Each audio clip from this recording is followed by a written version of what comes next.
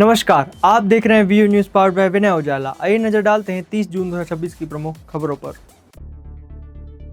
Keith सोडरलिंग बनेंगे America के नए श्रम मंत्री, स्थायी नियुक्ति की तैयारी तेज, ट्रंप ने किया ऐलान। अमेरिका से निर्वासित 100 से ज्यादा वेनेजुएला के नागरिक भूकंप के बाद लापता, होटल मलबे में तब्दील। अंतिम चरण में भारत अमेरिका व्यापार समझौता, सर्जियो गोर ने क्वाड बैठक पर भी दिया अपडेट। नाइजीरिया में स्कूल में परीक्षा के दौरान घुसे बंदूकधारी, शिक्षक छात्र समेत 3 की मौत। कतर में अमेरिका से बातचीत की अटकलों पर ईरान का इनकार, अंतिम समझौते पर चर्चा अभी बाकी। बंगाल के हल्दिया रिफाइनरी में लगी आग, 10 से अधिक लोगों के झुलसने की आशंका। तृणमूल के 440 करोड़ रुपए के फंड पर घमासान, कलकत्ता हाईकोर्ट ने बैंक और राज्य सरकार को भेजा नोटिस। कर्नाटक में एसआईआर पर रार शुरू, सीएम शिव कुमार की अपील, प्रक्रिया में हिस्सा लें वरना छिन सकता है वोट का अधिकार। बेंगलुरु में 25.23 करोड़ रुपए के नशीले पदार्थों की खेप जब्त, 17 गिरफ्तार। अहमदाबाद से नवी मुंबई जा रहा विमान सूरत में उतारा गया, इंडिगो की फ्लाइट में बिगड़ी थी बच्चे की तबीयत। सेना ने अरुणाचल में घुसपैठ के दावों को किया खारिज, सीमा पर स्थिति पूरी तरह नियंत्रण में। असम बाढ़ में सेना बनी सहारा, 27 फंसे लोगों को सुरक्षित निकाला, राहत एवं बचाव अभियान जारी। 2 जुलाई को कैबिनेट में पेश होगा समान नागरिक संहिता का मसौदा, सीएम शुभेंदु अधिकारी ने की घोषणा।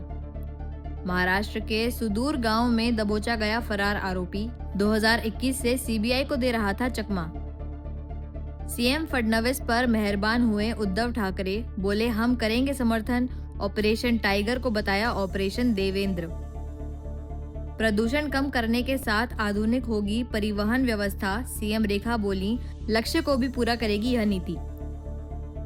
आदिवासी छात्रावासों के छात्रों की छात्रवृत्ति बढ़ी, 1 जुलाई से लागू होंगी नई दरें। मुरैना की 440 मेगावाट सोलर प्लस स्टोरेज परियोजना बनेगी ऊर्जा क्षेत्र का नया मॉडल, सीएम बोले यह युगांतरकारी पहल। अब बारिश में भी निगम भरेगा गड्ढे, नई तकनीक से इंदौर में किया पैचवर्क शुरू। इंदौर में घरों में वाटर हार्वेस्टिंग कराने पर निगम देगा संपत्ति कर में 10% की छूट। भोपाल विधानसभा परिसर में पूर्व विधानसभा अध्यक्ष स्वर्गीय श्री ईश्वर दास रोहाणी का जयंती पर मुख्यमंत्री डॉक्टर मोहन यादव और विधानसभा अध्यक्ष नरेंद्र सिंह तोमर ने श्रद्धांजलि देकर उनके निष्पक्ष, जनहितैषी और प्रभावी संसदीय योगदान को याद किया। पूर्व विधानसभा अध्यक्ष स्वर्गीय ईश्वर दास रोहाणी की जयंती पर मंगलवार को भोपाल स्थित विधानसभा परिसर में श्रद्धांजलि कार्यक्रम आयोजित किया गया। मुख्यमंत्री डॉक्टर मोहन यादव, विधानसभा अध्यक्ष नरेंद्र सिंह तोमर, रोहाणी के परिजन तथा विधानसभा के अधिकारी कर्मचारी मौजूद रहे। मुख्यमंत्री ने रोहाणी के चित्र पर पुष्पांजलि अर्पित कर उनके योगदान को याद किया और कहा कि उन्होंने 1993 से लगातार 4 बार जबलपुर से चुनाव जीतकर विधानसभा में प्रभावी भूमिका निभाई। वहीं तोमर ने कहा कि रोहाणी ने अपने कार्यकाल में दृढ़ता, निष्पक्षता और जनहित को सर्वोच्च प्राथमिकता दी। यशस्वी अध्यक्ष श्रीमान नरेंद्र सिंह जी तोमर द्वारा ये एक समसामयिक और उत्कृष्ट पहल की गई कि अभी तक के स्वनाम धन्य हमारे अलग अलग प्रकार के क्षेत्रों में खास करके विधानसभा अध्यक्ष और मुख्यमंत्री गणों ने जो अपना योगदान दिया, उनका जयंती मनाने का ये क्रम जो चालू किया है, उसी क्रम में आज हमारे बीच हमारे सबके आदर के केंद्र स्वर्गीय ईश्वरदास रोहाणी जी का जन्म जयंती है। जैसा कि हमको सबको जानकारी, ईश्वरदास रोहाणी जी 1993 में पहला चुनाव जीते और 93 से लगा कर के लगातार 4 चुनाव वो जबलपुर से जीते और जबलपुर के उनकी विधानसभा में उनके लिए जिस प्रकार का आदर है, सत्कार है, आज उनके पुत्र अशोक रोहाणी जी वहाँ से लगातार निर्वाचित हो रहे हैं। मैं स्वयं जबलपुर भी गया था, माननीय अध्यक्ष जी भी गए थे।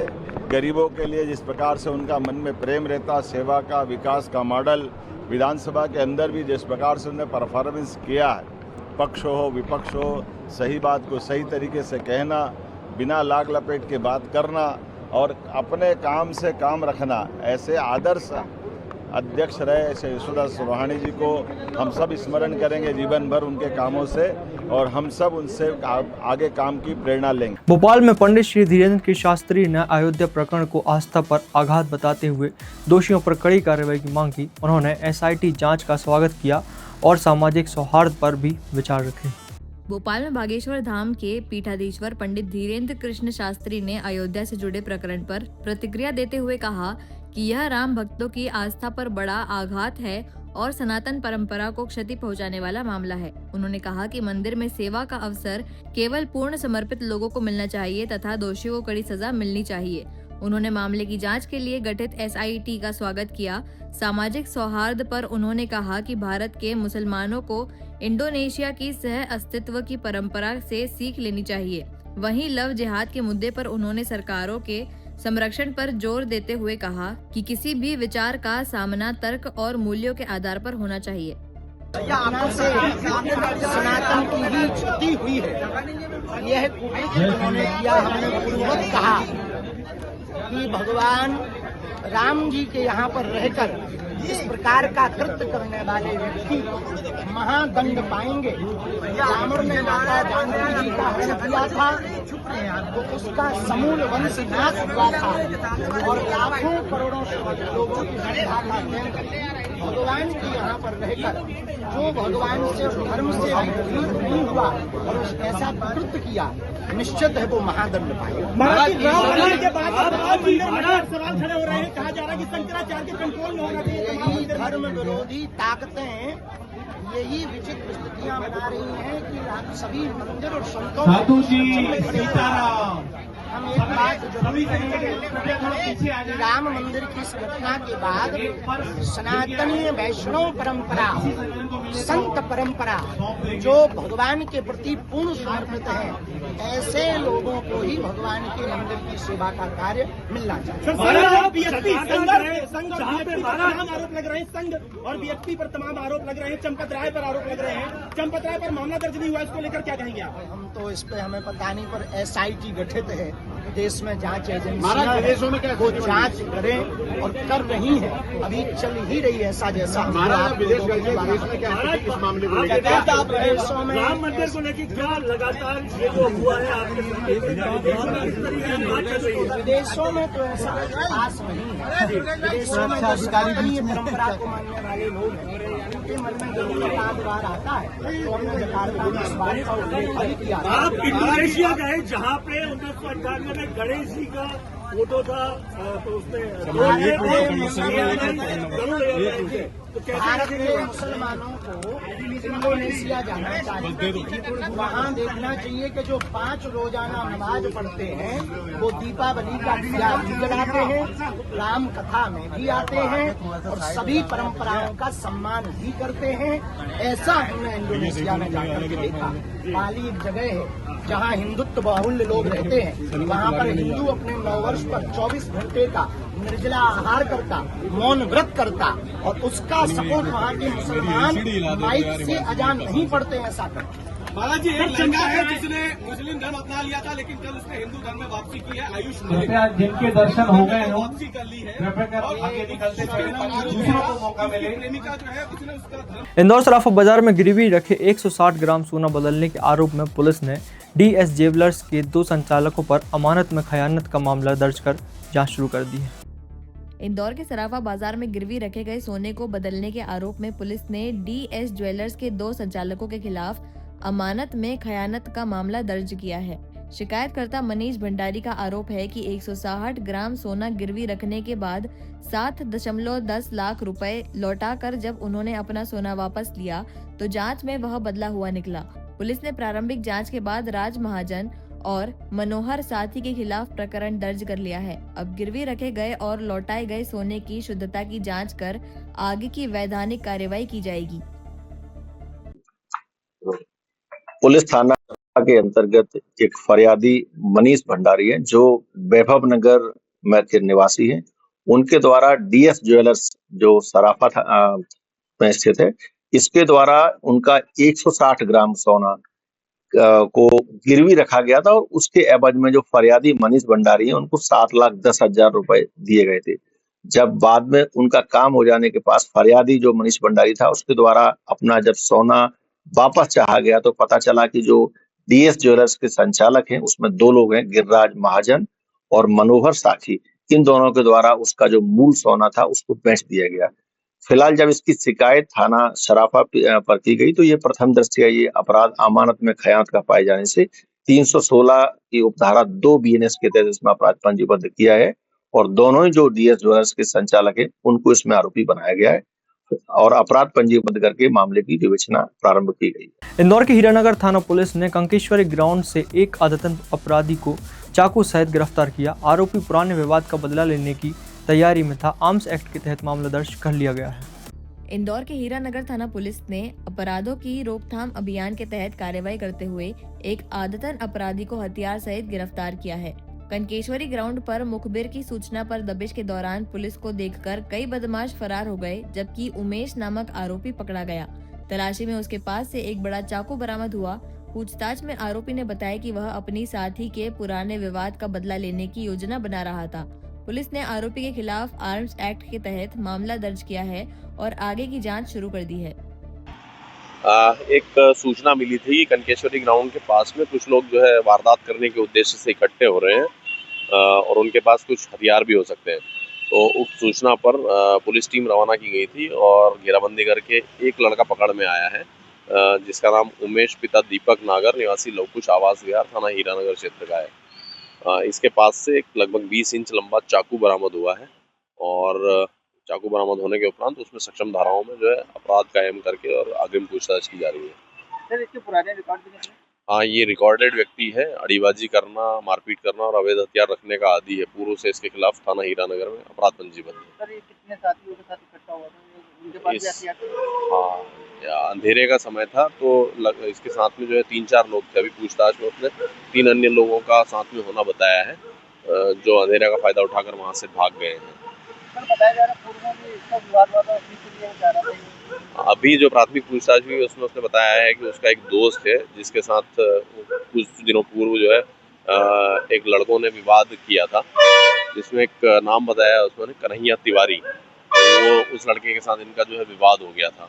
उसी विवाद पर से कन्हैया तिवारी को मारने के उद्देश्य से, मारपीट करने के उद्देश्य से इंदौर के खजराना क्षेत्र में मारपीट और चाकूबाजी के प्रयास का वीडियो वायरल होने के बाद पुलिस ने जांच तेज कर दी है। मुख्य आरोपी फरार है, जिसकी गिरफ्तारी के लिए दबिश जारी है। इंदौर के खजराना थाना क्षेत्र में युवकों के बीच मारपीट और चाकूबाजी के प्रयास का वीडियो सोशल मीडिया पर वायरल होने के बाद पुलिस ने जांच तेज कर दी है। शिकायतकर्ता अंजुमन की रिपोर्ट पर पुलिस पहले ही मामला दर्ज कर चुकी है। आरोप है कि पड़ोसी सोनू ने विवाद के दौरान मारपीट की और चाकू लहराकर हमला करने की कोशिश की। मेडिकल जांच में गंभीर चोट की पुष्टि नहीं होने पर पुलिस ने संबंधित धाराओं में एफआईआर दर्ज की है। मुख्य आरोपी फिलहाल फरार है और उसकी गिरफ्तारी के लिए लगातार दबिश दी जा रही है। सोशल मीडिया पे एक जो वायरल वीडियो हुआ है, इसका जब वेरिफिकेशन किया गया, पता किया गया, तो ये बेसिकली वायरल वीडियो थाना खजराना क्षेत्र का है और इसमें थाना खजराना पुलिस के द्वारा पूर्व से ही एफआईआर पंजीबद्ध की जा चुकी है। इस मारपीट का जो मतलब इसमें फरियादी अंजुमन है, ये वहीं खजराना का रहने वाला और इसी का पड़ोसी सोनू नाम का लड़का है जिसने इसके साथ में मारपीट की थी। तो पुलिस ने इसमें पूर्व से ही एफआईआर पंजीबद्ध की है। जो आरोपी जो अंजुमन का पड़ोसी सोनू है, उसकी तलाश की जा रही है। शीघ्र इसको गिरफ्तार करके इसमें कड़ी कानूनी कार्रवाई की जाएगी।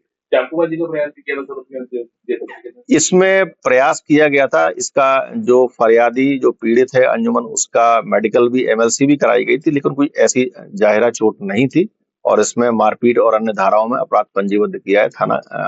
इंदौर के गांधीनगर क्षेत्र में शराब पार्टी के दौरान विवाद में हेमू जाट की चाकू मारकर हत्या कर दी गई। पुलिस ने हत्या का मामला दर्ज कर दोनों आरोपियों को हिरासत में ले लिया है। गांधीनगर थाना क्षेत्र के सिद्धार्थ नगर में शराब पार्टी के दौरान हुए विवाद में एक युवक की हत्या कर दी गई। मृतक की पहचान हेमू जाट के रूप में हुई है। पुलिस के अनुसार हेमू अपने 2 दोस्तों के साथ शराब पी रहा था, तभी किसी बात पर विवाद हो गया। विवाद बढ़ने पर दोनों आरोपियों ने हेमू पर चाकू से हमला कर दिया। गंभीर हालत में उसे अस्पताल में भर्ती कराया गया, जहां इलाज के दौरान उसकी मौत हो गई। पुलिस ने हत्या का मामला दर्ज कर दोनों आरोपियों को हिरासत में ले लिया है।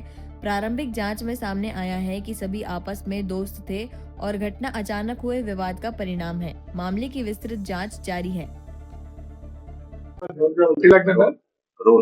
आप लोग गांधीनगर थाना क्षेत्र अंतर्गत एक हत्या का मामला है। पुलिस थाना गांधीनगर के अंतर्गत आज सुबह की घटना है, 29 जून की सुबह की घटना है, जब हेमू जाट जो है वो सिद्धार्थ नगर में अपने कुछ जो उसके साथी थे, राजू था और उसका एक और साथी था, उनके साथ में कुछ इनका दारू पी रहे थे। उसी दौरान कोई विवाद हुआ है और उस विवाद में जो ये था हेमू, इसको चाकू मारे राजू और उसके एक साथी ने। तो फिलहाल जब इसको बाद में अस्पताल ले जाया गया तो वहां उसकी डेथ हो गई है। पुलिस ने जो गांधीनगर पुलिस है, थाना गांधीनगर के द्वारा इसमें इस आधार पर एक हत्या का मामला दर्ज किया है और दोनों ही जो आरोपी थे उनको राउंड अप किया गया है और उनसे पूछताछ की जा रही है। ये आपस में एक दूसरे को जानते हैं, दोस्त टाइप में, क्योंकि जब ये घटना हुई तो सभी लोग एक साथ में थे और एक पार्टी टाइप में कुछ वहां कर रहे थे। उसी दौरान ये विवाद हुआ और ये घटना के रूप में कन्वर्ट हुआ। घटना लगभग 10 बजे के आसपास की है और जब ये सभी लोग 10-11 बजे के आसपास की, जब ये सभी आपस में बैठे हुए थे और उसी दौरान ये घटना हुई। अभी फिलहाल तात्कालिक ही विवाद समझ में सामने आ रहा है, क्योंकि उससे पहले कोई इनके बीच का कोई मतलब विवाद इससे पूर्व का नहीं सामने आया है और तात्कालिक विवाद के कारण ये घटना हुई है। लड़के करते क्या है? नहीं, ऐसे ही प्राइवेट काम करते हैं और मतलब क्वाइट सीनियर टाइप में है और आपस में मिलकर काम करते हैं। ऐसी खास खबरों के लिए बने रहिए हमारे साथ व्यू न्यूज़ पर, पावर्ड बाय विनय उजाला।